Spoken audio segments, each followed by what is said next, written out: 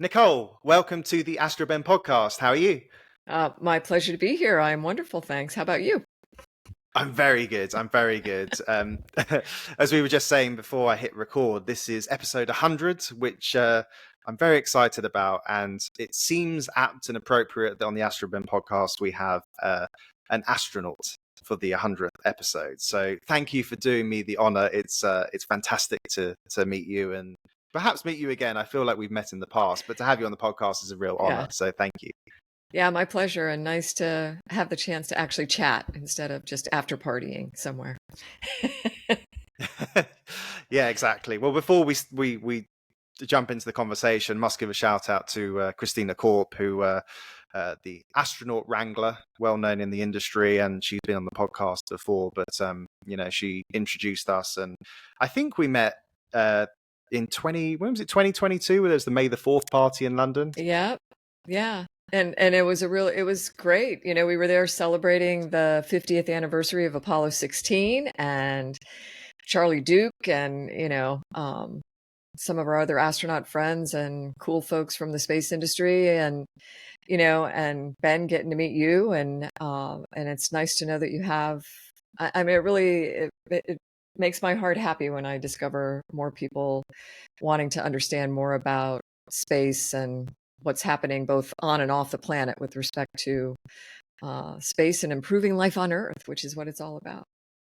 Absolutely, and I think it's especially exciting when NASA astronauts visit communities that may not normally have access, where it's not as normalized. I'm lucky enough to go to a lot of the global space conferences like the IAC, the International Astronautical Congress, and you walk past astronauts all the time, and it does become very normal, and the sort of the wow factor does kind of go just because you're around them. But certainly that event, the May the 4th party, it sort of brings home the impact space has, and particularly astronauts. It's not everyone can be an astronaut. Very, hope you don't mind me saying, but traditional astronauts are very special people that have a unique set of skills, and it's interesting to see how people kind of look up to astronauts. Do you sort of, how do you feel about that when people meet you? Do you kind of feel a bit embarrassed with the sort of the celebrity of it, or do you relish that sort of, can I have a selfie with you? What's your sort Yeah, of I don't, take to it? I don't know if relish is the word I would use, but I really, Yeah. I appreciate, I guess is the word. I'm grateful that people are, aware, or if they're not, like you said, wanting to get out into, um, forums, places, communities where people might be aware of astronauts, is that might be what they think of when they think about space. But when, if we can get out to these places and encourage people to learn more about what is actually going on in space, how that is ultimately about improving life on Earth. It's really special to be part of a community that has had the opportunity to travel to space and do the work that we do there. And I think, as you said, like as traditional astronauts, I mean, I think that's we're kind of the ones that have it as a job, right? And there's a lot of really wonderful things going on there that we want people to know about. And um, and if somebody wants to come up and get a selfie just because they know you're an astronaut, and you can have the opportunity to maybe, raise their awareness of the awesomeness that's going on because of where we get to go or what we get to do and the exploration that's going on, and that's a really wonderful thing. And certainly with the kids, it's fantastic to help Mm. hopefully inspire them thinking about what they're excited about, and whether that's space or not. I think space gets you thinking about those kinds of things. Absolutely, and it's obviously a key part of what you do now is that sort of STEM outreach, inspiring the next generation. And I'd love to go into your whole career and experience as an astronaut, but what you're doing now, you're doing such a lot to encourage young people, females especially, to want to start a career in the space industry. and you were lucky enough to do a spacewalk. I think you were the 10th woman to do a spacewalk. How do you perceive the progress and challenges for gender equality within the field of space exploration? And do you feel like since you were an astronaut, there's been a lot more, opportunities are opening up to females, especially, to believe that they can be an astronaut like you? Because you were certainly in the minority, back in the day. Yeah, I mean, when I came into the astronaut office, I can't remember how many total astronauts we had, but there was and I'm speaking to the NASA astronaut office with these kinds of numbers. When I came in, there were roughly 20% of the office was women. I think in the grand scheme of things, that's not really that bad when you look at other, other industries, and when you look at what colleges are typically able to recruit in terms of female enrollment in programs like engineering and science and things. That was pretty much on par with that. I guess I continue to see it improve. And and that's a really good thing. It's one of these places, I think, that just all people feel welcome to participate, welcome to bring their skills, their talents to bear in that place with space exploration, whether it's in the astronaut office or in the training group or mission control. And I like to think about, I'm 60 something now, and so in my lifetime, in less than my lifetime, we've gone from when we met the last time celebrating Apollo 16, 50 years ago during that time frame, there were, look at the numbers. It was like one woman in the Mission Control Center, Poppy Northcutt, who you might have met that weekend too, and in the back room. And in Launch Control Center in Florida, there was one woman, Joanne Morgan, this one woman in the middle of that Launch Control Center. And now, in 50 short years, I think 50's not a long time, both of those really critical operations are run by incredible women. And when you look at the people sitting behind those consoles in the control center, it's just this mix of humans, all flavors. Hard to tell, sometimes. But it's just because I think it's an industry, it's a business that wants to bring to bear the talents of as many people as possible. And in the astronaut office right now, roughly 40, I'd say at least 40% of the astronaut office for NASA are women. And the other demographic is getting better as well. So there's something, I don't know what the secret sauce is. I wish we could sprinkle, human spaceflight secret sauce for that kind of stuff over, over everyone else as well, because it's been really interesting to see it. And I think the big change is just people knowing they are welcome to be there. Not pushing to say we need this number of whatever. It's just, hey, we are out there.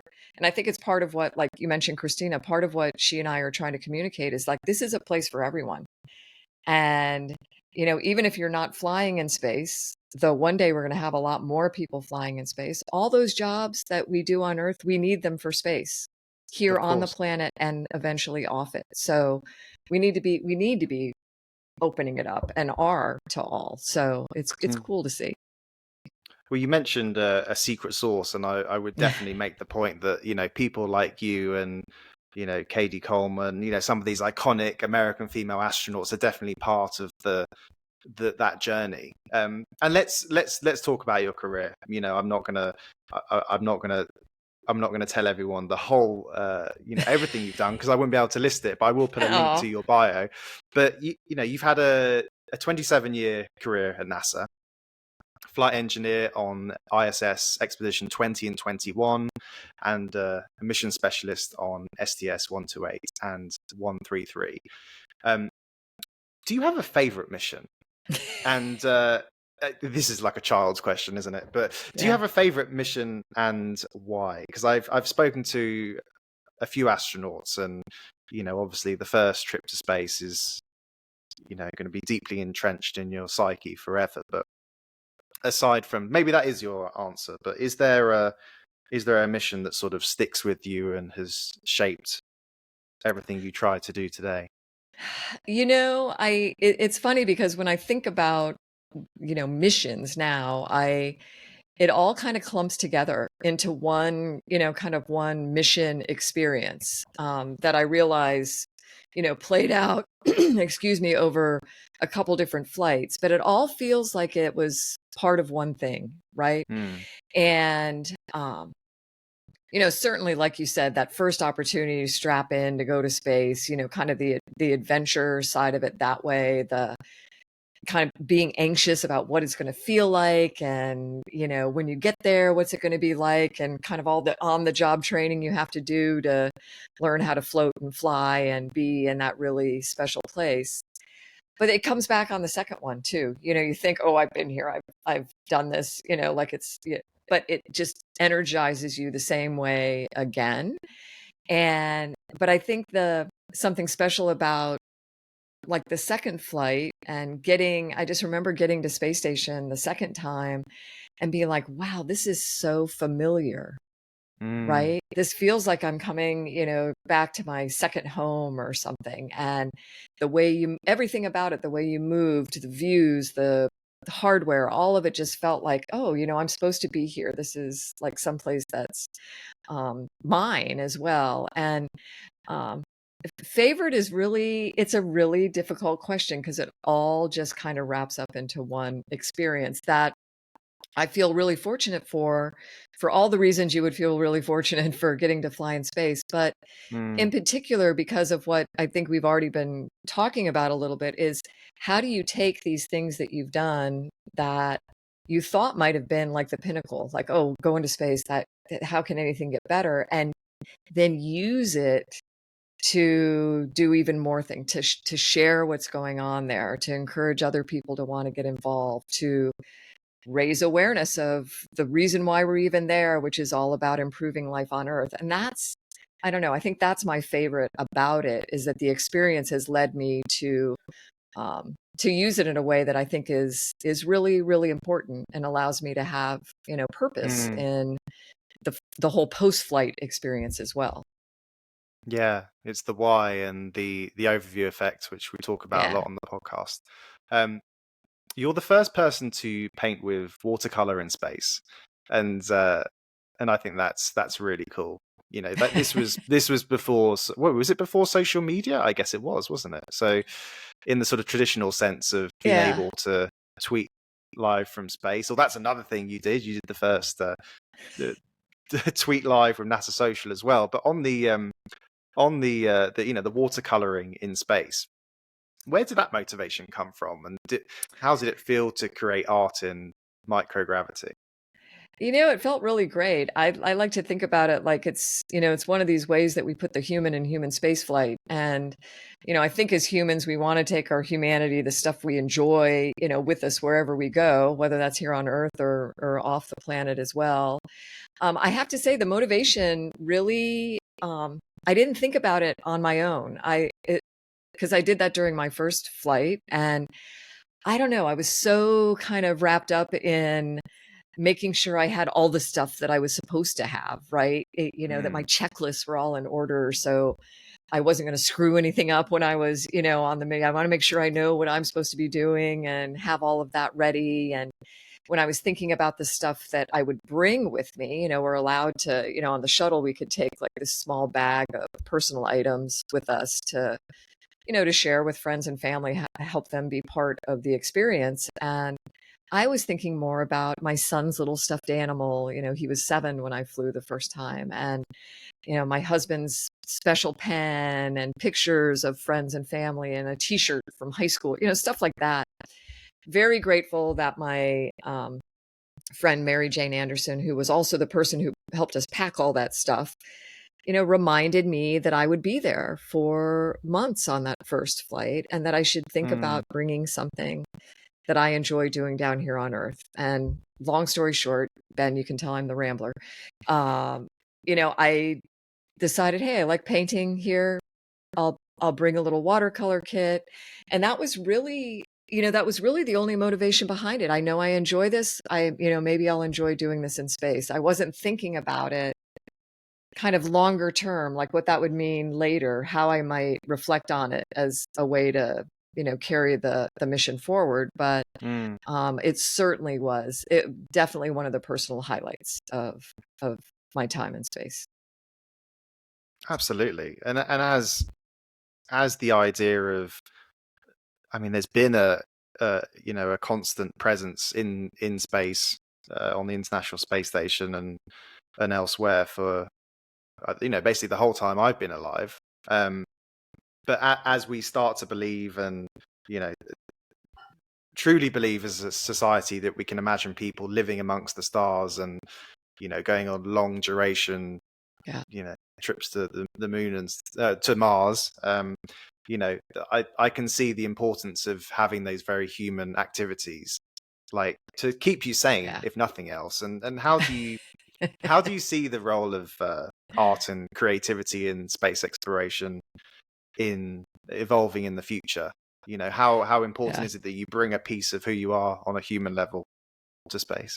I think it's huge and already, and we've, through what we've seen of astronauts and the experience we've had in space already, I think it's going to become even more important. You Mm, look back in history, like from the very beginning of human spaceflight, you had Alexei Leonov bringing colored pencils and doing sketches of orbital sunrises and sunsets and pencil portraits of his crewmates on the Apollo Soyuz, that really iconic, historic Apollo Soyuz mission.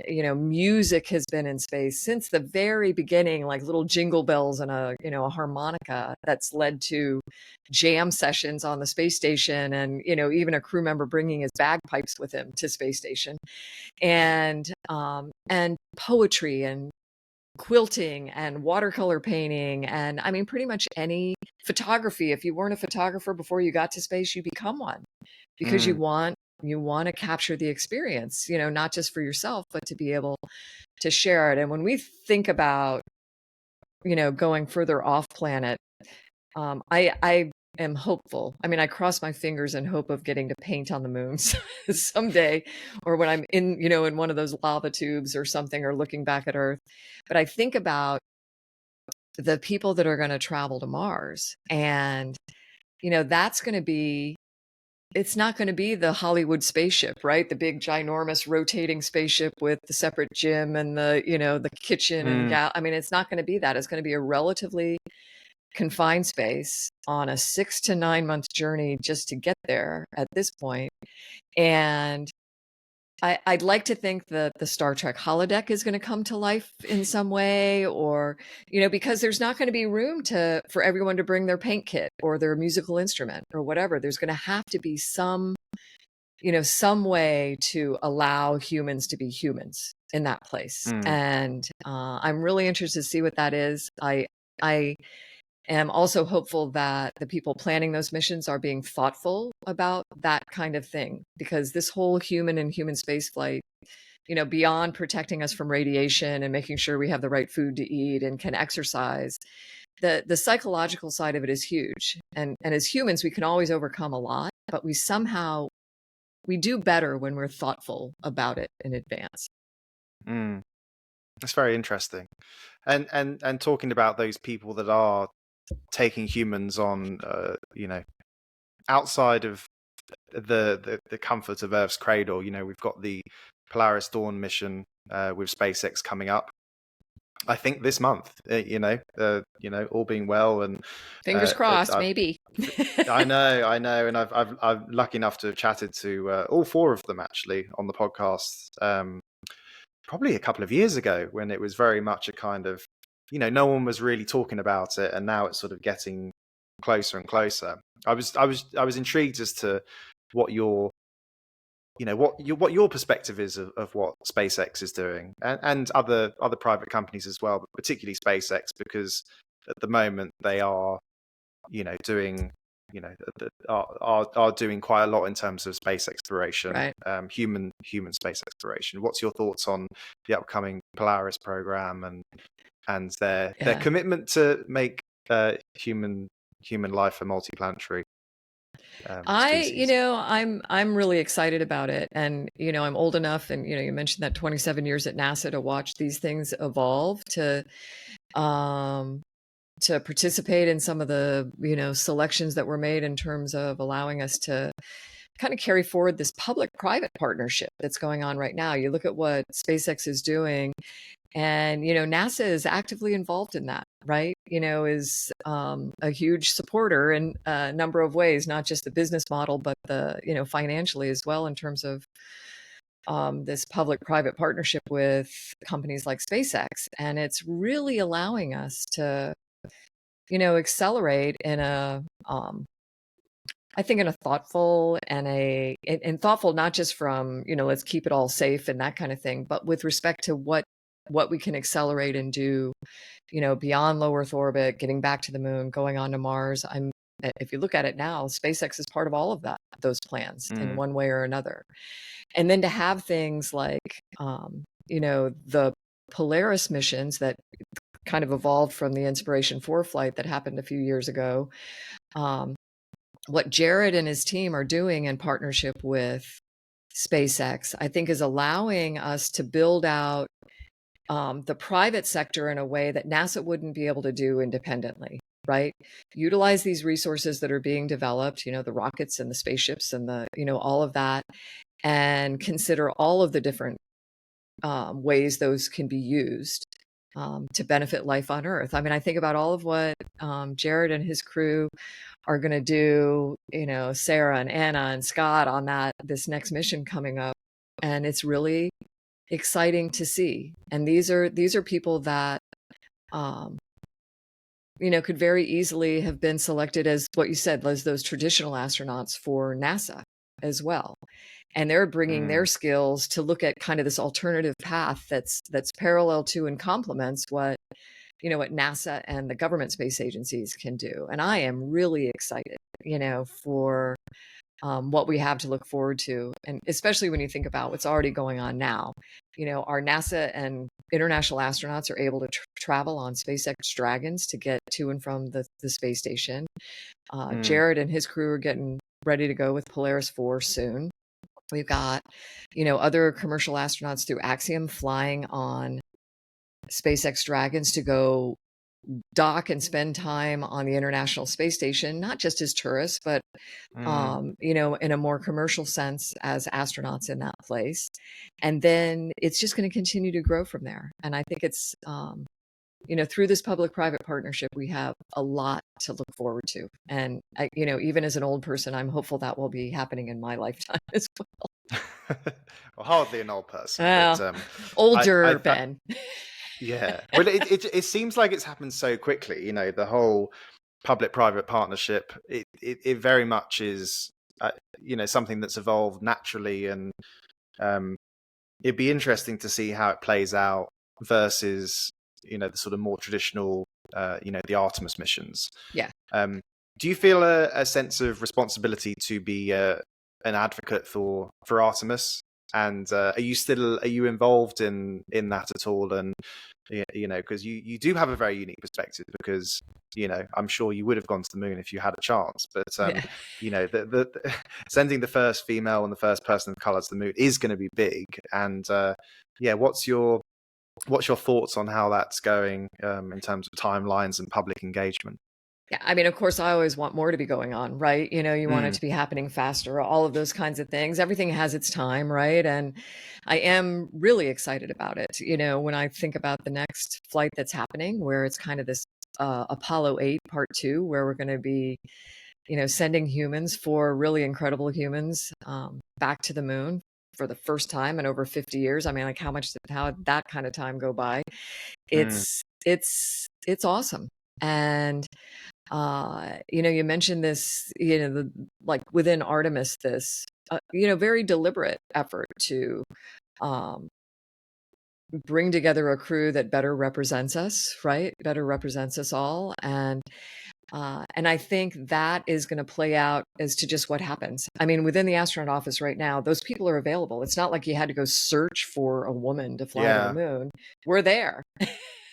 Yeah. And, if you took the name or the picture or whatever off of the roster, you could just pick the people, without having to consider those things. It's just going to fall out of who's available to fly now, and that speaks really beautifully to what we've done leading up to this point too. Mm. Um, I'm really excited to see this happen. I think, just what we talked about with the commercial stuff, the public-private stuff, companies like SpaceX and others are going to be integral to us successfully pulling off, the whole Artemis thing as it goes forward as well. As we look at the development, not just orbiting the moon and evaluating that, but actually setting foot on it again, establishing that permanent presence there, looking at it from the standpoint of what we're going to be doing there in a permanent Mm. way and how that benefits life on Earth, and then how we leverage that position to get ourselves to Mars and other places in and hopefully one day out of our solar system that,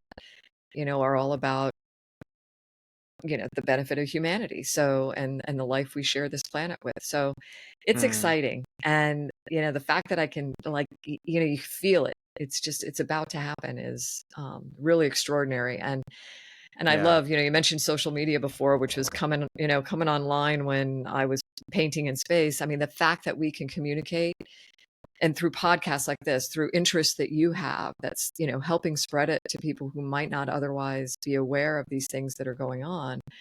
Um, it's really super exciting to Mm. have that happening right now.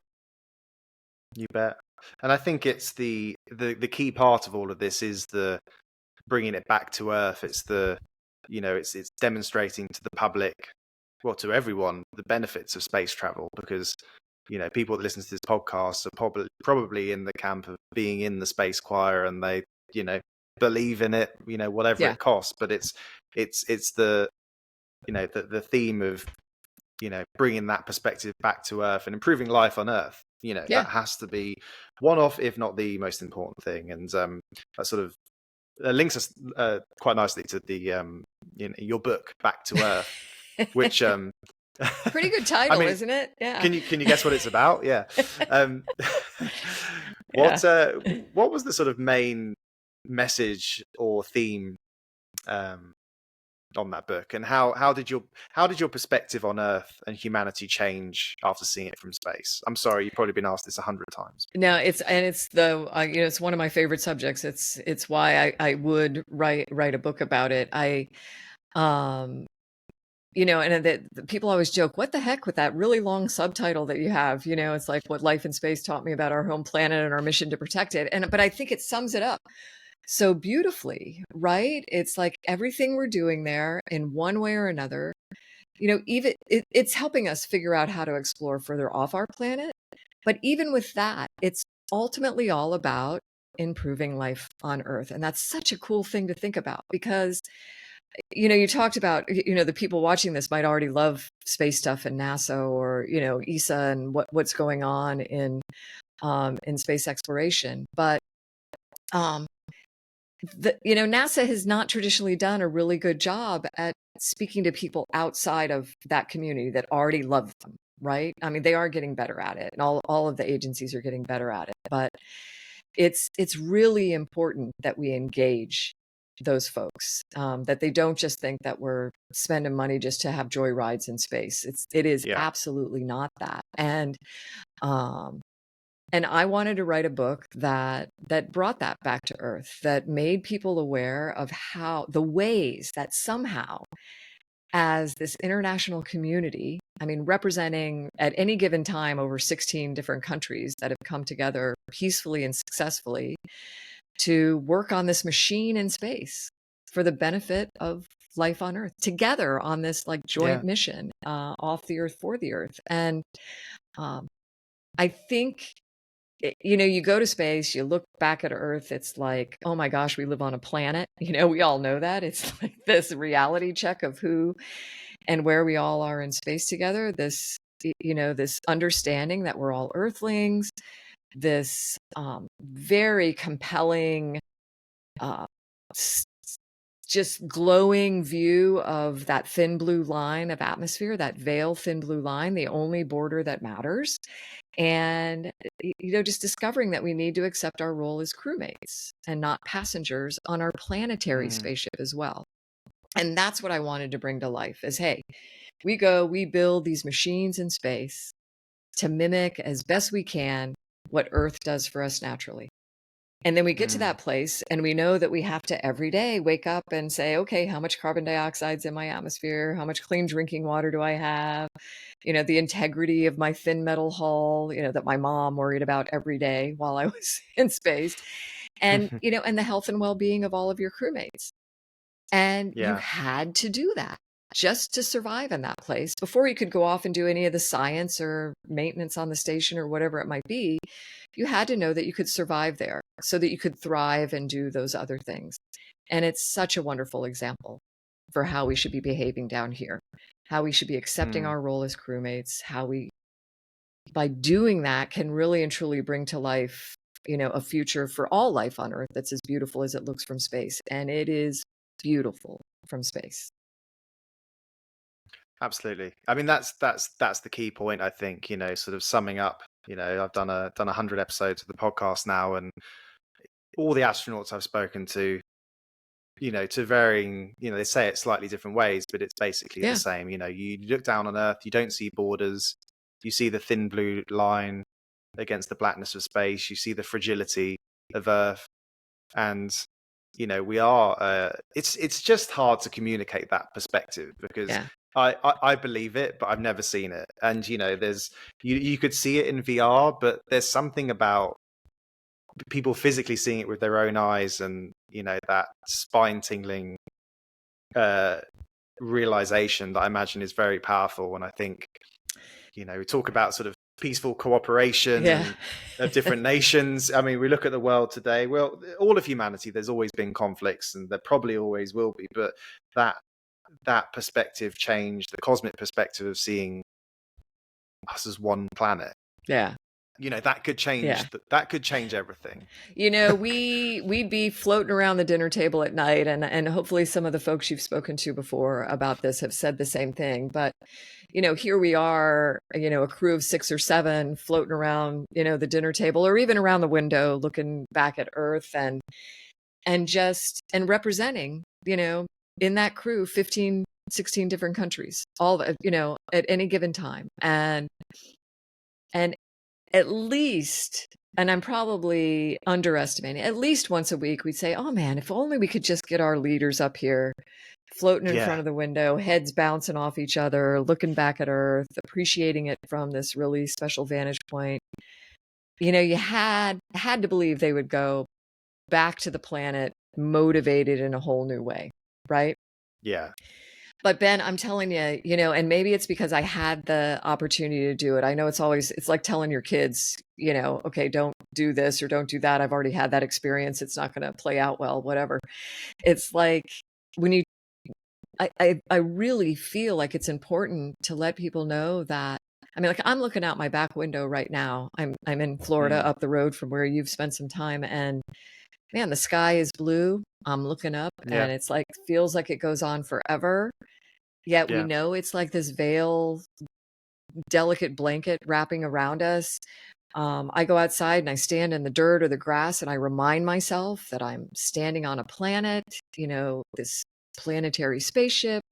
I look at the water. I'm in awe of how it moves, down the canal and the life that exists there. And and it sounds a little kumbaya-ish, but it's like, oh my gosh, we are every day in our lives right here on Earth, surrounded by awe and wonder that can equally as much as looking at Earth from space, being right here with our feet on it, if we open our hearts and minds to it, we are surrounded by the same kind of awe and wonder as experiencing Earth from that, the view off a space station. It is awesome. And I want people to know that. I'm like, just suck it in. Wake up every morning, and when your feet hit the floor, remind yourself you are on a planet in space. that has been perfectly designed to take care of you. And now you need to like figure out what your role as crewmate is to ensure that that continues. And I think it's pretty cool to think about that in a way that can help, can help everyone find their role as a crewmate here on Spaceship Earth. That's amazing. I'm getting excited just listening to you. You're very good. You're very good at getting people excited about the cosmos. Obviously, Well, it's like, holy moly, it's why I agree to talk to you. It's like you want people excited about it. You want, and I think as humans, we want to share these experiences we've had, right? And the same thing. If I get the chance to travel someplace on Earth that is otherworldly or just extraordinarily beautiful in a way that's different than what I experience in my normal life, I want to share that too. I'm like, oh my gosh, have you seen, this place, or did you know this exists on Earth? The idea of life and what that means. And there's these acid lakes in Ethiopia, and there's life in there. We can't survive there, but this other life does. And what does that mean, and how just extraordinary it is to just be alive in this place on this planet. And I don't know, it's pretty motivating to me. So I'm hoping that it is to others. And don't get me wrong, I highly recommend the time, flying in space or having that opportunity, but it's not what should stop people from appreciating the awesomeness, the wonderfulness that surrounds us every day. Very well put. It's kind of the whole sort of heaven on earth, and companies, we talked about SpaceX, but like Blue Origin and their vision of the future where Earth is sort of protected and, is a blue oasis where humanity lives, and all the machinery and metal and everything is off Earth. I mean, it sounds futuristic, but it's a very compelling vision for the future. I love that you know that. I love that you know that. I mean, it's because those guys get dissed, right? Bezos and Musk, they get dissed for being, these billionaires spending all their money in space. And I'm like, oh my gosh, thank you, billionaires.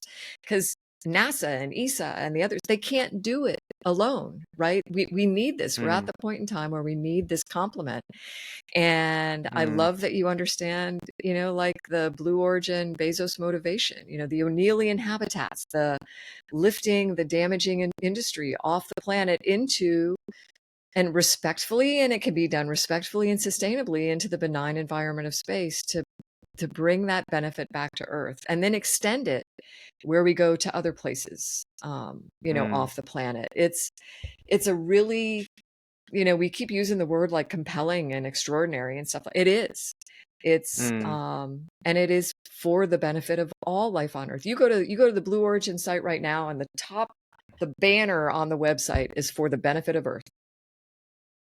I mean, I don't think you can say it any better than that. To me, it's so obvious, but I just feel like the general public don't realize how space is the future. It's not just the future where we're going to live. It's the future of our, how we look back at ourselves and how we act from an environmental point of view, how our politicians make decisions. And it's it is a cosmic perspective, which is a term that gets thrown around all the time. But well, and it's I love that you say it that way too, because I think it's and like the mission that Christina and I are on, and I think about my husband and the work he's doing. He's doing things like with this company called Lone Star, where they're putting the first data centers on the moon. There's a lot of reasons to do that, right? Backing up Earth's data in a place that is not a cloud that's still here on the planet, but it's in a place like almost purposely designed to do this, right? And in a sustainable way. And then you look at it, it's like, it's going to back up the data. It's going to allow us to, to process data in a way that we haven't before. And you think about all the conversation going on now about the heat that's generated from these, buildings with these data centers in them, and how that's, AI, and how that's just going to continue to get, worse over time. There's this place. He's doing it. Their company is doing it. And that's the kind of thing that space offers us. It offers us these almost like purpose-built solutions to the greatest planetary challenges that we have. Energy.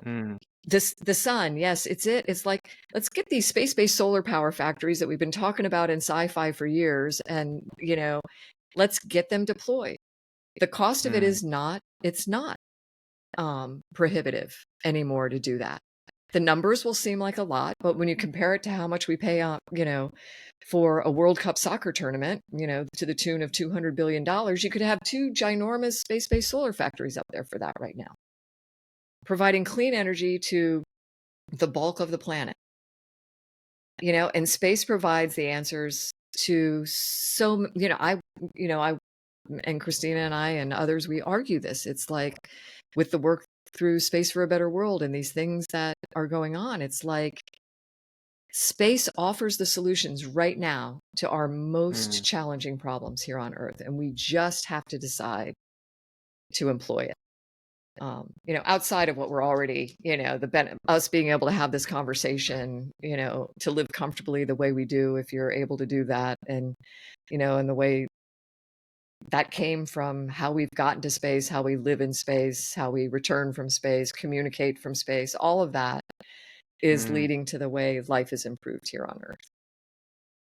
We could ramble on So all day about excellently that put. one. No, I'm so glad I got you as the guest for the 100th episodes, because I don't think I could have got any chat GPT to sum up the first 100 episodes, or the values, or the the ethos of what I'm trying to get across from these episodes, and that was basically what you just said. I've got to thank you. You've been very generous with your time, and My pleasure. I will do what I can to convert people to thinking space is everything and for everyone. And perhaps could you leave me with a final thought, or maybe some advice to young people listening? Because as I started with, there's that kind of celebrity, wow, she's an astronaut, she's been to space, but also having gotten to know you a little bit and chatting on this podcast, you're also very, very down to earth, and you're a good mum, good wife, and doing your bit for humanity. And what wisdom would you try and impart to young people listening? Maybe they want to be an astronaut, or maybe they want to go to space as a space tourist like me, or what should people do if they're wanting to become part of the future in space? Yeah. And I think it's for whatever you want to do, right? It's like, and a lot of it's in hindsight for me, like, oh my gosh, how'd I do that? I stayed curious about something. I paid attention to something that I really, enjoyed and wanted to learn more about, and discovered, through the other people that were doing these things. For me, it was flying. I wanted to know, how things fly myself. And and that led me to, man, if you want to know how airplanes fly, why would you not want to know how rocket ships fly? And then this possibility of being a human that could be part of this space exploration stuff. And all that really started from just staying curious about this thing I was interested in. And, the path kind of swirls along the way, but, I think opportunities open up. You meet people, they introduce you to things that you might not have otherwise been aware of, just by being curious about something and taking advantage of that curiosity. I think we need to keep that with ourselves, throughout our lives, but for kids especially, don't deny that in yourselves, and use your whole brain. Take advantage of all the talents you have. Yeah, if you love science, you might also like art and music or whatever. Bring it all to the solutions, because I think in the end, that curiosity is going to lead you to something you love. You're going to want to do good at it. And oh my gosh, that good can lead to good for everyone around you as well. But take that curiosity and really build it into something that's just like the space program, helping us improve life on Earth for, all life that's here. And I think when you do that, you're accepting your role as a crewmate and not a passenger here on Spaceship Earth. You are looking for how you can take action with the talents you have to make life better for everyone around you. And that's a pretty powerful thing. So in whether you want to go to space or not, that's the way we should be thinking about stuff. That's amazing. Nicole Stott, thank you very much. Thank you, Ben.